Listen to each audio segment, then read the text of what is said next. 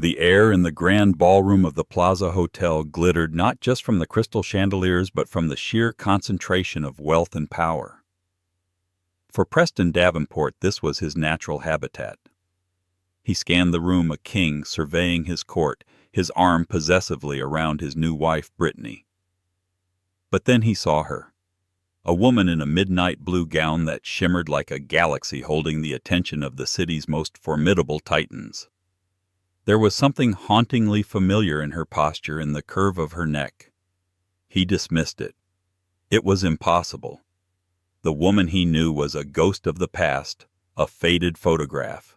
He had made sure of that. The Metropolitan Future Foundation Gala was the undisputed pinnacle of New York City's philanthropic calendar. It was a brutal arena disguised in silk and diamonds, where fortunes were pledged, alliances were forged, and reputations were cemented or shattered over canapes and champagne. Preston Davenport, CEO of Davenport Industries, a legacy manufacturing giant, felt the familiar thrill of the hunt. At 42, he was the epitome of success: sharp suit by Tom Ford, a Patek Philippe on his wrist, and a statuesque blonde Brittany draped on his arm. "Darling, isn't that Senator Rawlings?" Brittany whispered, her voice a breathy instrument of social calculation. "We simply must say hello. His wife chairs the committee for the Hamptons Classic." In a moment, Preston murmured, his eyes fixed across the room. His gaze was snagged by a woman standing near the sweeping marble staircase. She was the center of a gravity well, pulling in the room's heaviest hitters. Not with loud laughter or dramatic gestures, but with an aura of serene, untouchable confidence. Her dress was a masterpiece of dark blue silk sprinkled with what looked like genuine sapphires, clinging to a figure that was both elegant and strong. Her hair, a rich chestnut brown, was swept up in a deceptively simple chignon, revealing a graceful neck and a single staggering diamond earring. He watched as Lawrence Schmidt, the notoriously curmudgeonly head of a multi-billion-dollar hedge fund, actually laughed at something she said. Then Rhys Corbin, the tech world's most enigmatic and reclusive billionaire, leaned in, his expression one of rapt attention. Corbin rarely appeared at these events, and when he did, he was a fleeting shadow. Tonight he was an anchor, and this woman was his port. "Who is that?" Preston asked, his voice tighter than he intended. Brittany followed his gaze, her perfectly sculpted lips tightening into a sneer. "I have no idea. Probably some new money tech founder. The dress is a bit much, don't you think?" Trying too hard. But it wasn't the dress that bothered Preston. It was something else. A phantom limb of a memory, an ache of familiarity he couldn't place. The way she tilted her head when listening, the small, almost imperceptible smile that touched her lips before she spoke. It was like hearing a forgotten melody from a dream. He pushed the feeling down. It was absurd. The women in his world, the women who belonged in this room, were catalogued and known. This woman was an anomaly. His ex-wife Adeline flickered through his mind for a brief, unpleasant moment. He pictured her as he last saw her tear-streaked face in a worn-out cardigan, standing in the beige living room of the suburban house he was leaving behind. Plain, soft, unambitious Adeline. Her world had been small, confined to her little garden, her books, and for a time, him. She could never in a million lifetimes become the creature holding court across the ballroom. The transformation was simply too vast, the chasm between that woman and this one too wide to be crossed. He had left her with a modest settlement, enough to be comfortable, but not enough to launch herself into this stratosphere. "I'm going to get a drink," Preston said, disentangling himself from Brittany. He wasn't going to the bar. He was going on a reconnaissance mission. He moved through the crowd with practiced ease, nodding at associates, exchanging empty pleasantries. As he got closer, he could hear snippets of her voice. It was low and clear, with a warm timbre that commanded attention without demanding it. He was only a few feet away now, shielded by a large floral arrangement. He could see her face more clearly. High cheekbones he didn't remember being so defined, eyes a shade of green that seemed deeper and more intelligent than the ones he recalled. She wore her confidence not like a costume but like a second skin. Rhys Corbin said something that made her laugh, a genuine throaty sound, that sent another jolt of unwelcome recognition through Preston. He had to know who she was. This was his world, and she was an intruder, an unsolved variable. He stepped out from behind the flowers, ready to interject to introduce himself and solve the puzzle. He caught her eye. For a split second, the polite social mask on her face dropped. In her green eyes, he saw a flicker of something ancient and cold, a history he had written and then tried to erase. And in that instant, the world tilted on its axis. The ghost had a name. It was Adeline. The recognition didn't dawn. It crashed into him. It was a physical blow, knocking the air from his lungs, making the champagne flute in his hand feel impossibly heavy. The face was Adeline's, but it was as if it had been resculpted by a master artist, chipping away the soft uncertainty and revealing the formidable structure beneath. The shy, hesitant woman he had divorced was gone. In her place stood this creature of poise and power, looking at him not with the pain he remembered, but with an unnerving, placid indifference. It was the look one gives a stranger on a subway platform, his mind usually so sharp and linear, fractured into a kaleidoscope of memories. He saw her 5 years younger in their old kitchen, her hands dusted with flour, a hopeful smile on her face as she explained some complex concept about solar energy conversion she'd read in a scientific journal. He remembered waving it away. "That's nice, honey," he'd said, his attention already back on the stock market report. "But let's leave the world saving to the professionals, shall we?" He remembered the arguments. They had started as trickles and ended as floods. "Preston, I was thinking of taking a course at MIT online. They have a new program on renewable energy systems." "Adeline, what for?" "We don't need the money. Your job is here, making sure my life runs smoothly so I can do what I do. It's a partnership, but it's not my passion. This is something I think I could be good at. Being my wife isn't enough of a passion for you." He'd been so adept at twisting her ambition into a criticism of him, making her feel guilty for wanting more than the gilded cage he had built for her. The final fight was the ugliest. He had just secured a major hostile takeover, a career-defining moment. He came home buzzing with adrenaline to find her poring over schematics and equations at the dining room table. "For God's sake, Adeline, can't you put this hobby away for one night?" he had boomed. "I just closed the biggest deal of my life and you're doodling about windmills." "It's not a hobby, Preston," she had said, her voice quiet but firm. "It's a new type of photovoltaic cell. The efficiency is theoretically 30% higher than anything on the market." He had laughed, a cruel booming laugh that echoed in the cavernous room. "Theoretically, you, a literature major who hasn't worked a day since we got married, are going to revolutionize the solar industry from our dining room table. Get real. This is why we're not moving forward. I'm out there a shark in a world of sharks, and I come home to a dreamer playing with science projects. I need an asset on my arm, not a liability with a fantasy." The word liability had hung in the air between them, shimmering with poison. That was the night he told her he wanted a divorce. He had already met Brittany, a model-turned-influencer who understood the transactional nature of his world. She was an asset. Now, standing in the opulent ballroom, the memory felt like acid in his throat. The hobby wasn't just a hobby anymore. The woman he had called a liability was standing next to Rhys Corbin, a man who didn't invest in hobbies. He invested in empires. Rhys Corbin put a light hand on the small of Adeline's back, a gesture of casual intimacy that sent a spear of pure, unadulterated jealousy through Preston.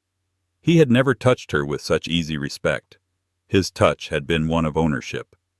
Brittany chose that moment to reappear at his side, her presence suddenly grating. "What are you staring at? You look like you've seen a ghost." "In a way I have," he said, his voice a low growl. "That's Adeline." Brittany's eyes widened, her perfectly made-up face a mask of disbelief. She scanned Adeline from head to toe, her gaze dripping with a venomous mix of shock and envy. "That's your mousy little ex-wife." "No way. What happened to her? Did she win the lottery?" "I don't think so," Preston said, his mind racing. The settlement had been generous by a normal person's standards, but it was pocket change in this room. It wasn't enough to buy that dress, those diamonds, or 5 minutes of Rhys Corbin's time. This was self-made. The terrifying realization began to dawn: the dining room table doodles, the late night studying, the passion he had mocked. It had all been real. He hadn't just misjudged her. He had failed to see her at all. He watched as Adeline excused herself from Corbin and began to walk towards the terrace. It was an instinct, primal and possessive, that made him move. He had to talk to her. He had to understand. He muttered a quick excuse to Brittany and followed his heart, pounding a strange, unfamiliar rhythm in his chest. He was no longer the king in his court. He was a man chasing a ghost, desperate to know how she had learned to fly. For Adeline, the divorce was not a clean break. It was an amputation. Preston had been her entire world for a decade.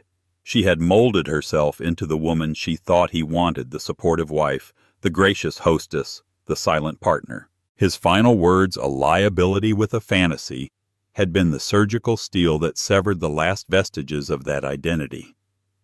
She moved out of the sprawling suburban mansion and into a small rented bungalow in a town she didn't know. The first few months were a gray blur of grief and inertia. The silence in the small house was deafening, a constant reminder of the life and the man she had lost. The settlement from Preston felt like blood money, a payment for her wasted years. She refused to touch it, letting it sit in a bank account while she lived off her meager savings from before her marriage. One rainy afternoon, unpacking a box of old college textbooks, she found them, her notebooks. They were filled with the scribbles and calculations Preston had ridiculed. Diagrams of crystalline structures, theories on light absorption, frantic equations about energy storage. Looking at them didn't bring the sting of his mockery. Instead, a tiny forgotten spark flickered to life inside her. This was hers. This was the one part of her life he hadn't been able to touch, to shape, or to diminish. That night she cleared off the cheap particle board desk in the spare bedroom and set up the old laptop she had kept. She didn't sleep. Fueled by coffee and a desperate need to reclaim a piece of herself, she dived back into her research. The literature degree Preston had belittled had taught her one invaluable skill: how to research, how to synthesize vast amounts of information, and how to find the narrative thread in complex data. She started with the MIT OpenCourseWare program he had forbidden her from taking. Every night while the world slept, she was in a virtual lecture hall absorbing information on materials, science, quantum physics, and electrical engineering. She converted the garage into a makeshift lab using the settlement money for the first time. She bought a second-hand spectrometer, soldering irons, and silicon wafers. Her neighbors thought she was a reclusive eccentric. Her breakthrough came not in a flash of genius, but through grueling, monotonous failure.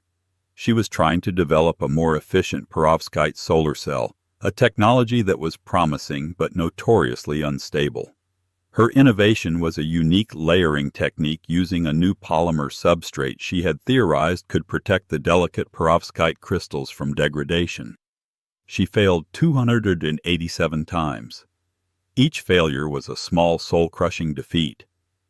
There were nights she slumped over her workbench, smelling of ozone and despair, convinced Preston had been right. She was just a dreamer, a liability playing with a science project.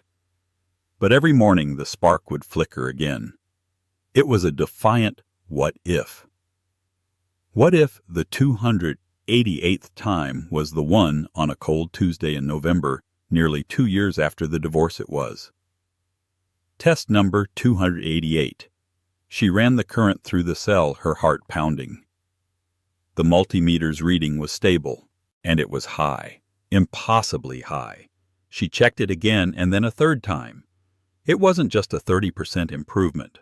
Under controlled conditions, her prototype was showing a 42% increase in efficiency, and more importantly, it was stable, showing minimal degradation after 100 hours of continuous stress testing. She knew she had something revolutionary, but an idea without capital is just an idea. The next year was a different kind of hell. She patented her technology under the name Luminera. She put together a business plan and started pitching to venture capital firms on Sand Hill Road. The rejection was brutal and swift. They saw a woman with no business background, no PhD, and no track record. They saw a literature major trying to play in the world of hard science. One VC, a man named Gerald Pike from a top-tier firm, was particularly dismissive. "Sweetheart," he'd said, patting her hand condescendingly after she finished her presentation. "The science is cute, but you're not the person to lead this. Find a nice CEO, a man with some gray in his hair, and maybe we can talk about giving you a small piece of your own company." She walked out of that meeting feeling a cold, hard rage that burned away the last remnants of her grief over Preston. The condescension was the same, just in a different suit. She was done being underestimated. Her last-ditch effort was a cold email. She'd spent a week crafting a 2-paragraph message to Rhys Corbin. He was a legend in the tech world, an engineering prodigy who had built his first software company in his Stanford dorm room and was now the head of the sprawling Corbin global conglomerate. He was known for two things: his reclusive nature and his uncanny ability to spot disruptive technologies years before anyone else. She didn't expect a reply. One came 3 hours later. "Your abstract is compelling. The polymer substrate is an elegant solution. My team has been wrestling with perovskite degradation for years. Send me your full data set. Secure server link attached. RC." A week later, a black car was waiting outside her bungalow. It flew her to Rhys Corbin's private R&D facility in the Nevada desert. She walked in expecting a team of intimidating executives. Instead, she found Rhys Corbin in jeans and a plain black t-shirt, standing alone in a lab that made hers look like a child's chemistry set. He didn't waste time with pleasantries. "I ran your simulation data," he said, pointing to a massive screen filled with molecular models. "Then my team spent the last 48 hours replicating your prototype. It works. In fact, it works better than your data suggested." He turned to face her, his eyes a startlingly intense gray, boring into hers. "I've read your patent. It's a fortress. I've read your background. It's unexpected. The VCs on Sand Hill are fools." They saw a literature major. "I see a polymath who taught herself quantum mechanics in her garage." They saw a risk. "I see the future of renewable energy." He made her an offer that made her head spin. Not to buy her out, but to partner with her. He would provide the capital, the manufacturing infrastructure, the legal team, and the global distribution network. She would remain CEO of Luminera with full control over research and development. "I don't invest in companies, Adeline," he told her, his voice devoid of the condescension she had grown so used to. "I invest in founders, and you are one of the most formidable founders I've ever met." In the 18 months that followed, Adeline blossomed. Working alongside Rhys and his team of world-class engineers, she was no longer a hobbyist. She was a visionary. Her confidence, which had been systematically dismantled by Preston, was rebuilt on a foundation of proven competence and mutual respect. Rhys challenged her, debated with her, but always he listened to her. He saw her mind first, and it was a revelation. Her physical transformation was a byproduct of her internal one. The long hours in the lab were replaced by a more balanced schedule. She hired a personal trainer, not for vanity, but for the stamina she needed as a CEO. She bought a new wardrobe not to attract a man, but to dress for the boardroom she now commanded. The woman who emerged was not an invention. She was an excavation, the real Adeline who had been buried for a decade. When the invitation for the Metropolitan Future Foundation Gala arrived, it was Rhys who suggested they go. "It's time," he had said simply. "Luminera is moving out of stealth mode. The world should meet its CEO." She had felt a flicker of fear, the ghost of the woman she used to be. The thought of seeing Preston was a cold knot in her stomach. But then she looked at the woman in the mirror, the woman who had failed 287 times and gotten up on the 288th. That woman wasn't afraid of anything. The air on the terrace was cooler, a welcome reprieve from the overheated ballroom. Adeline leaned against the stone balustrade, the city lights of New York sprawling before her like a carpet of fallen stars. She had allowed herself exactly 90 seconds to process the shock of seeing Preston. The sight of him had been like a phantom pain, a dull ache from a limb long since amputated. But the pain faded quickly, replaced by a calm, crystalline clarity. He was just a man. A chapter in a book she had finished reading long ago. "Adeline." His voice was just behind her. She didn't jump. She took a slow, deliberate breath, gathered herself, and turned to face him. He looked older than she remembered, the lines around his eyes and mouth deeper etched by a different kind of pressure than the one she now knew. The arrogant confidence was still there, but it was brittle like a thin layer of ice over deep water. "Preston," she said, her voice even. She did not smile. I almost didn't recognize you," he stammered, his eyes raking over her, a confused mix of awe and disbelief. "You look incredible." "Thank you." The words were polite but held no warmth. She was a fortress and her drawbridge was up. "What are you doing here?" he asked, then immediately rephrased, realizing how it sounded. "I mean, what have you been doing? The dress Rhys Corbin? I don't understand." A small, humorless smile touched Adeline's lips.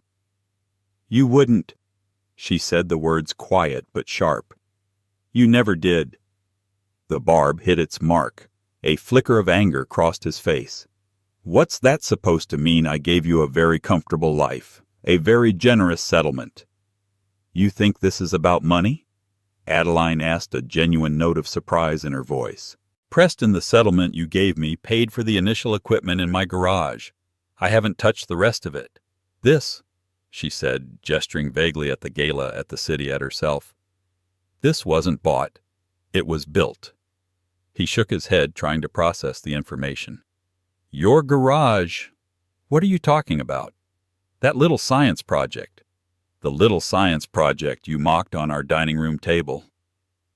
She confirmed, her voice dropping to a near whisper, but each word was laced with steel. "The doodling about windmills. It's called Luminera Technologies now. And Rhys Corbin isn't my date. He's my primary investor and business partner." The name Luminera meant nothing to him, but the context was a body blow. The woman he had called a liability was now the CEO of a company backed by one of the most powerful men in the world. His mind reeled, trying to reconcile the Adeline in his memory with the woman standing before him. "So Corbin bankrolled you," he said, snatching at a narrative that made sense to him, one where she was still dependent on a man. He saw a pretty face, and... Adeline's laugh cut him off.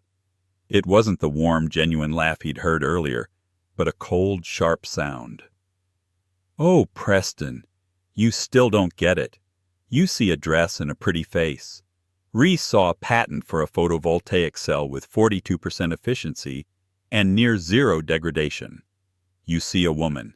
He sees an asset. You were right about one thing all those years ago. You do need an asset. You just had no idea how to value one." Just then the terrace doors swished open and Brittany glided out, her expression a mask of forced sweetness. "There you are, darling. I was getting worried." She slid her arm through Preston's, her eyes flicking to Adeline with open hostility. "Well, hello again. Preston told me who you are. It's quite the transformation. You must tell me the name of your surgeon." Adeline looked at Brittany, this woman who was a younger, shinier version of the wife she herself had once tried to be. She felt nothing, not jealousy, not anger, not even pity. "It's called ambition, Brittany," Adeline replied smoothly. "You can't buy it, and no surgeon can give it to you. Now, if you'll excuse me." She turned to leave, but Preston grabbed her arm. His touch was no longer possessive. It was desperate. "Adeline, wait. We need to talk." Adeline looked down at his hand on her arm, her expression turning to ice. "Take your hand off me, Preston." He let go as if he'd been burned. "There is nothing for us to talk about," she said, her gaze unwavering. "You made your choice 5 years ago. You chose a life that was predictable and easy. You chose a partner who would reflect your glory instead of creating her own. I, on the other hand, chose the dining room table. It turns out I chose wisely. Enjoy your evening." She turned and walked back into the ballroom without a single backward glance, leaving Preston and Brittany standing in a stunned, crackling silence on the terrace, the cool night air feeling suddenly unbearably cold. Back inside, the ballroom's atmosphere had shifted.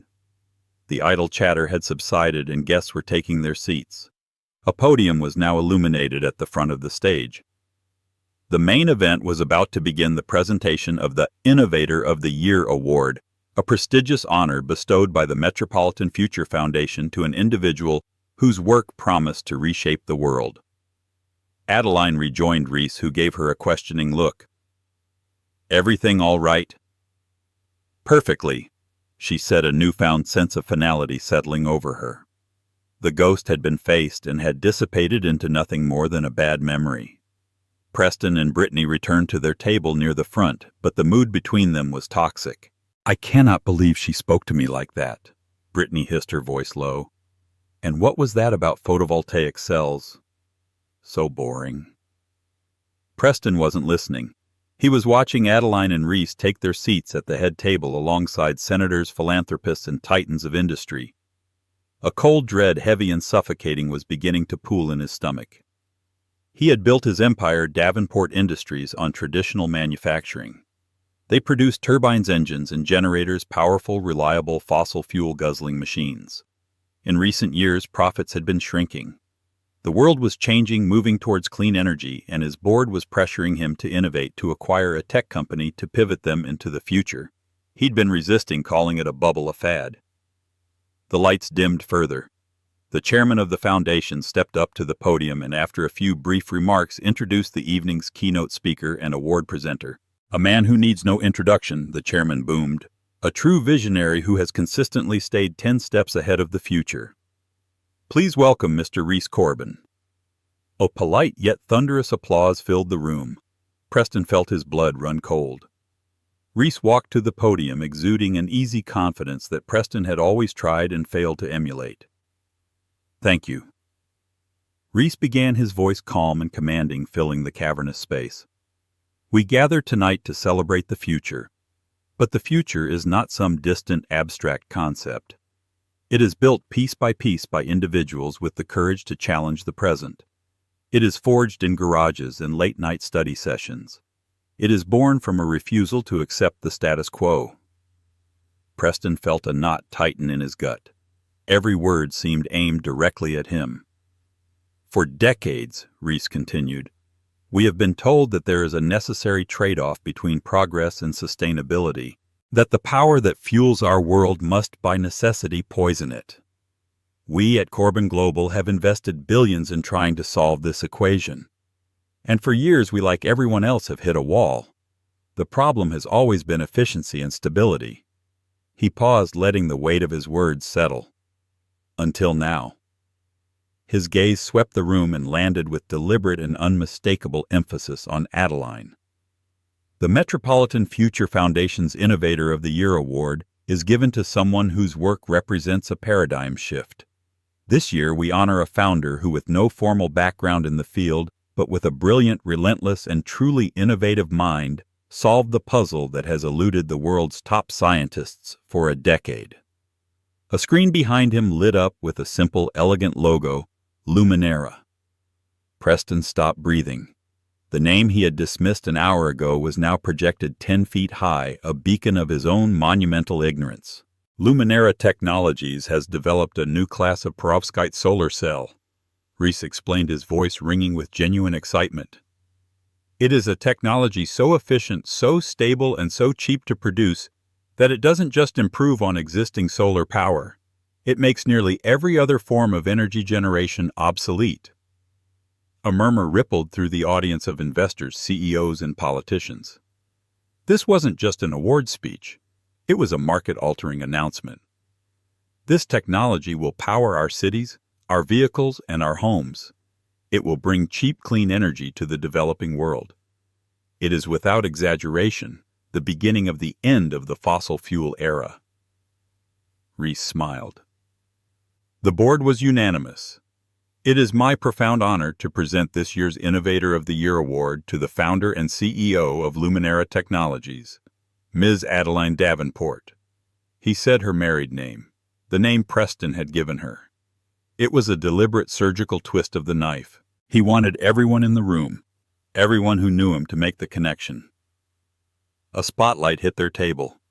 The room erupted in applause, a wave of sound that felt like a physical assault to Preston. He watched frozen in a state of surreal horror as Adeline stood. She looked regal, composed, magnificent.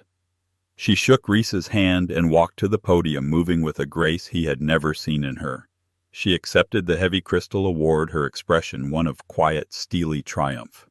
"Thank you, Rhys," she began, her voice steady and clear. "And thank you to the Foundation. There are many people who told me this was impossible, that my ideas were a fantasy, a hobby. I suppose in a way I should thank them too." Her eyes for a brief, chilling moment met Preston's across the silent room. Their disbelief was the fuel I needed. "Luminera is more than a company to me," she continued, her gaze sweeping over the captivated audience. "It is a promise. A promise that a better, cleaner future is not just a dream.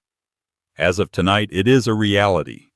We are finalizing a multi-billion-dollar partnership with Corbin Global to begin mass production immediately. We project our first utility-scale solar farms will be online within 18 months, producing energy at a cost per watt that will render coal and natural gas plants and the technologies that power them economically unviable." That was the kill shot. Davenport Industries, his family's legacy. Their primary products were turbines and generators for coal and natural gas plants. She hadn't just announced her success. She had, in front of the most influential people in the world, signed his company's death warrant. The applause that followed was deafening. Preston didn't hear it. He was drowning in the silent, screaming realization of what he had done. He hadn't just lost a wife. He had discarded the very person who held the key to his own future, and in doing so had handed his executioner the axe. The rest of the evening passed in a torturous, slow-motion blur for Preston. As soon as Adeline left the stage, she was engulfed. A swarm of photographers descended, their flashes popping like miniature explosions. Senators who had barely given Preston the time of day were now shaking her hand with vigor. Competitors he had crushed on his way up were now looking at him with a mixture of pity and schadenfreude. He was a ghost at his own funeral. "Preston, we have to go."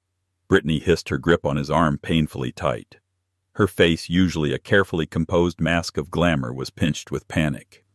She wasn't stupid. She understood the implications of Adeline's announcement. The Davenport name, which had been her golden ticket into this world, was now tainted with the stench of obsolescence. "Go where?" Preston asked, his voice hollow. He couldn't take his eyes off the scene across the room. He watched as Adeline handled the crush of attention with an unnerving calm, Rhys Corbin always near her side, a protective, powerful presence. "Anywhere but here," Brittany snapped. "People are staring at us. They're whispering, 'You look like a fool, Preston. How could you let this happen? How could you not know your own ex-wife was—'" She trailed off, unable to even articulate the scale of his failure. He finally looked at her, truly looked at her, and saw her for what she was, a beautiful hollow vessel, an asset whose value had just plummeted to zero. She wasn't his partner in this crisis. She was just another liability. They made their escape through a side door, avoiding the main exit where the press was undoubtedly waiting. The ride back to their Park Avenue penthouse was silent and suffocating. Brittany was furiously typing on her phone, likely consulting with her publicist or texting her gossiping friends. Preston stared out the window at the city lights, the same lights Adeline's technology was poised to power. His phone buzzed.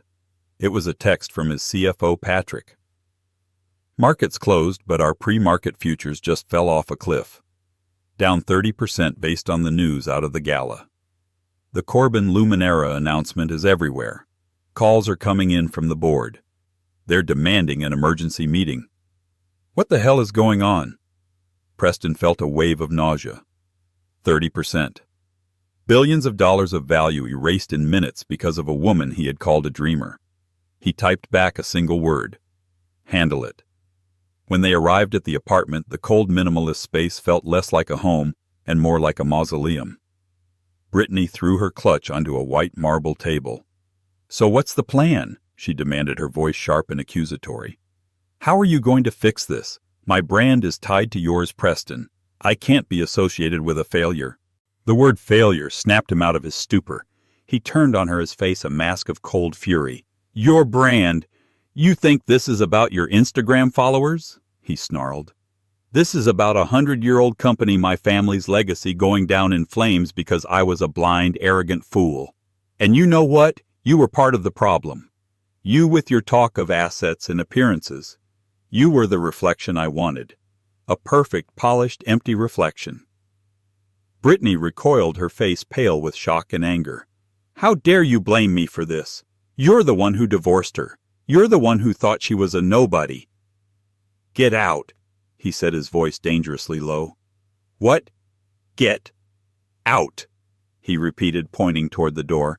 "Pack your things and go. The asset has been devalued. The partnership is dissolved." For the first time, Brittany looked genuinely scared. The power dynamic had irrevocably shifted. After a moment of stunned silence, she turned on her heel and stormed towards the bedroom, slamming the door behind her. Left alone in the cavernous living room, Preston walked to the bar and poured himself a large glass of scotch.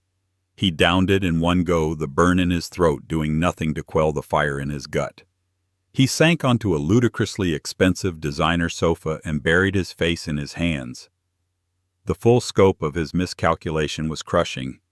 It wasn't just that he had underestimated Adeline. He had actively suppressed her. He had been the barrier to her success. He had mocked the very thing that could have been his salvation. If he had encouraged her, funded her, championed her, Davenport Industries could have been the one partnering with her. They would have been untouchable, the leaders of the new energy revolution. Instead, he was the dinosaur watching the meteor streak across the sky. He pulled out his phone, his fingers trembling slightly. He scrolled through his contacts until he found her name still saved under Adeline. He stared at it for a long moment before typing a message. "Adeline, I am so sorry for everything. I was wrong.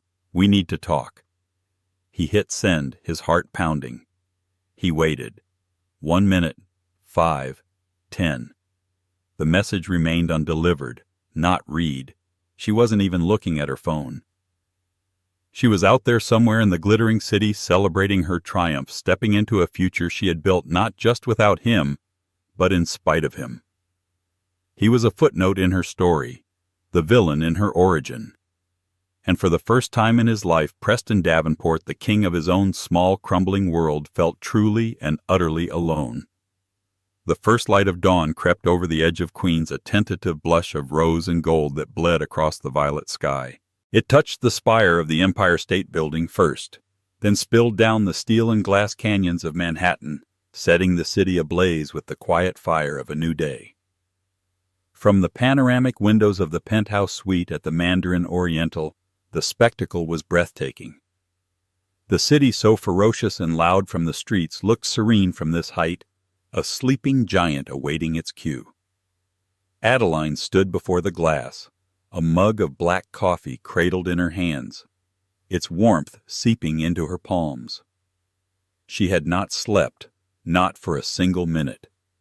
The adrenaline from the gala had been a potent current humming through her veins, too vibrant for the stillness of sleep. But as the night had given way to morning, the frantic energy had subsided, replaced by something deeper and more profound. It was the feeling of a marathon runner in the quiet moments after crossing the finish line, a pleasant ache in the muscles, a profound sense of exhaustion, and beneath it all a vast, unshakable satisfaction.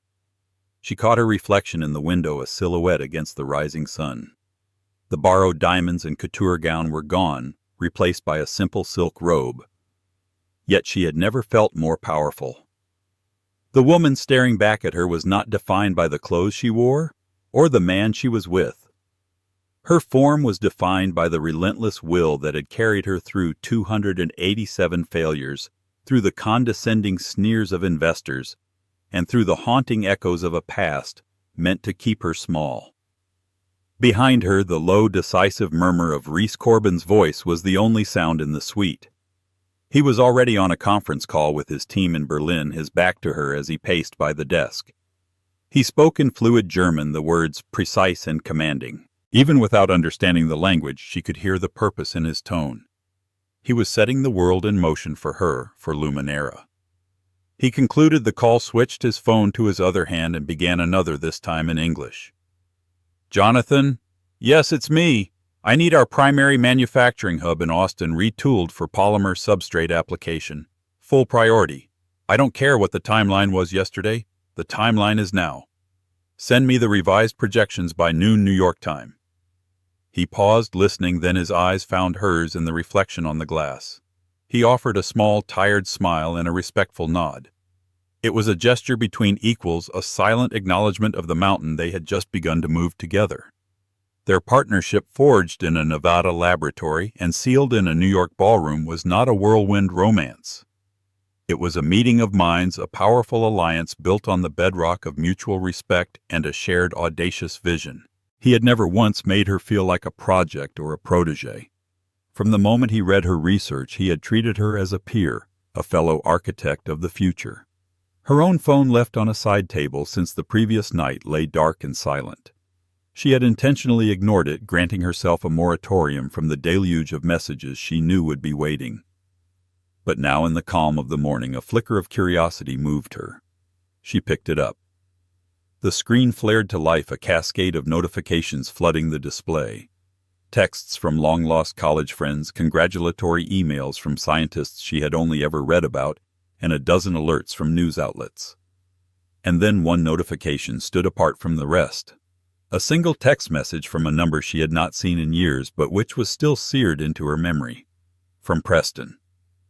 Her thumb hovered over the message, a moment of infinitesimal hesitation. This was the final ghost, the last echo from a life that no longer felt like her own. She pressed it. The words appeared stark and pathetic against the bright screen. "Adeline, I am so sorry. For everything. I was wrong. We need to talk." She read the message once, then a second time. 5 years ago, those words would have been a balm and a poison, a validation she craved so desperately it would have broken her all over again. 3 years ago, they would have brought a surge of bitter, triumphant tears. But now they were just words. They were the desperate plea of a stranger, a man she barely recognized. The titan of industry she had married, the man whose approval she had chased, would never have sent a message so weak, so transparently self-serving. He had been reduced, and the sight of his diminishment brought her no pleasure, only a distant clinical sense of closure. He was sorry he was wrong because his wrongness was about to cost him everything. It had nothing to do with her. She thought of the woman in the worn-out cardigan, her spirit meticulously dismantled piece by piece. She felt a wave of compassion for that version of herself, for the pain she had been forced to endure. But that woman was gone, and her tears had long since dried, having served their purpose by watering the roots of this new, unyielding strength. With a quiet, deliberate finality, Adeline held her thumb down on Preston's message. The option appeared, "Block this caller." She pressed it without a second's thought. Then she deleted the message thread, wiping away the last digital remnant of their shared history. It was not an act of anger or revenge. It was an act of sanitation, like wiping a slate clean before beginning a masterwork.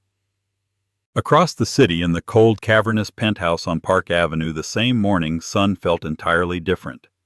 It was not a promise of a new beginning, but a harsh, interrogating glare. It streamed through the vast windows, illuminating the sterile white furniture, the obscene voids of empty space, and the fine layer of dust already settling on Brittany's memory. Preston sat motionless on the sofa where he had collapsed hours earlier. The untouched glass of scotch on the table beside him had left a faint ring on the polished wood. His phone, lying face up, was a relentless engine of his demise. It buzzed and lit up every few minutes with the names of the people who held his fate in their hands. Patrick, his CFO, his father calling from retirement in Palm Beach, the lead members of his board. Each call he ignored was another nail in his corporate coffin. He finally pushed himself up, his body stiff and aching, and walked on unsteady legs into his home office. He ignored the blinking light on his desktop terminal, a frantic signal of the stock market's impending judgment. Instead, he pulled open a bottom drawer and lifted out a heavy leather-bound photo album. It was from the first few years of their marriage, before his ambition had curdled into a kind of casual cruelty. He flipped past the glossy photos of them at galas, not unlike last night's, their smiles wide and hollow. He stopped at a candid snapshot he'd taken one summer afternoon in the backyard of their first home. It was Adeline. She was on her knees in the dirt of her vegetable garden, a project he had indulgently called charming. Her face was smudged with soil, her hair was a messy bun, and she was laughing, holding up a lopsided, gloriously imperfect tomato as if it were a precious jewel. She wasn't looking at the camera, but at the tomato, at the simple, tangible thing she had nurtured and grown herself. She looked utterly, incandescently happy. A chasm of regret opened up inside him, so vast and deep it threatened to swallow him whole. He had seen that joy, that passion for creation, and he had not valued it. He had seen her intellect as a hobby, her curiosity as a distraction. He had tried to prune her, to shape her into an accessory that would complement his life, and in doing so, he had almost snuffed out the very light that made her extraordinary. The full, horrifying weight of his mistake crashed down on him. It was a multi-layered catastrophe of his own making. The business miscalculation was apocalyptic. He had actively mocked the technology that could have saved his legacy. The personal failure was even greater. He had possessed a treasure, and in his ignorance had thrown it in the trash. But the real punishment, the true soul-crushing consequence, was just now becoming clear. His desperate late-night text was not for her. It had been for him a selfish, pathetic attempt to seek some kind of absolution to make himself feel better. He saw that now. And its deletion, the silent, unread finality of it, was her true answer. The opposite of love wasn't hate. It was indifference. He had built his life on the bedrock of his own importance, and he was now completely and utterly irrelevant to the one person whose opinion had in the end mattered most. He was the ghost now, haunting the empty rooms of a life he had dismantled while she was out in the sun building a new world. Back at the Mandarin Oriental, Rhys had finished his calls. He walked over to where Adeline stood, coming to a stop beside her. "Berlin is ready for us," he said quietly. "They want to schedule the initial integration meeting for next week." Adeline finally turned from the window, her back to the past, her face toward her partner. A genuine smile, bright and full of purpose, lit up her features. "Tell them to book it," she said, her voice clear and steady. "I'll be there." She took a final sip of her coffee, looking not just at the skyline, but at the intricate grid of a world she was about to remake. The view from up here wasn't just extraordinary. It was the future, and it was hers. Adeline's story isn't just about revenge. It's a powerful testament to the fire that can be forged in the ashes of betrayal. It's a reminder that our greatest strength is often buried beneath the expectations and limitations others place upon us. Preston didn't just lose a wife. He lost a future he was too blind to see. Adeline, on the other hand, didn't just find success. She rediscovered herself, and in doing so changed the world. Her journey teaches us that true value is never about who you're standing next to, but about the power and potential you hold within. The best success isn't just living well, it's building a world your detractors could never have even imagined. What did you think of Adeline's incredible transformation? Have you ever had a moment where you proved someone wrong in a big way? Share your thoughts and stories in the comments below.